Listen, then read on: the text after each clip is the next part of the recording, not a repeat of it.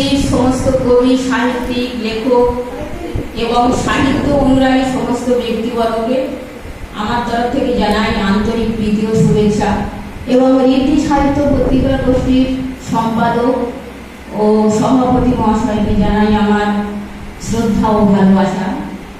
তো আজকে আমি এই পত্রিকার পক্ষ থেকে ডাক পেয়েছি, আমার স্বরচিত কবিতায় পত্রিকা প্রকাশিত হয়েছে।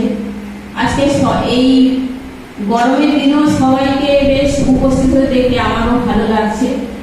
তো আমি এই অনুষ্ঠানে আমার একটি স্বরচিত কবিতা পাঠ করব। কবিতা পাঠ কেমন হবে সেটা আপনারাই বলবেন। যাই হোক, কবিতাটা পাঠ করছি। কবিতার নাম হচ্ছে দৃষ্টিভঙ্গি। প্রিয়জন পাশে থাকলে বদলে যায় চারিপাশ, বদলে যায় বাঁচার ধরন। বিপদের মধ্যেও ভালো থাকতে অভ্যস্ত হয়ে উঠি। ভাবি আমি একা নই, ওরাও আছে আমার সাথে, আমার পাশে। সাহসী সৈনিক রূপে প্রস্তুত করি নিজেকে।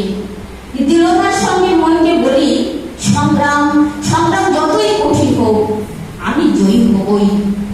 বিপদ সংকুল পরিস্থিতিগুলি ক্রমশ হোঁচট খায়। সহসা যেন তারাও গভীর খাদে পড়ে ছটফট করে।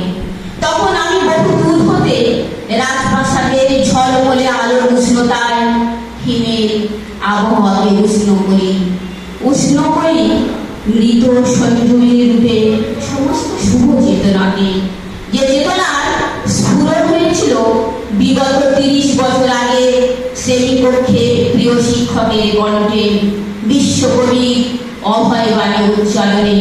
নাই নাই ভয়, হবেই হবে জয়, খুলে যাবে এই দ্বার। ধন্যবাদ।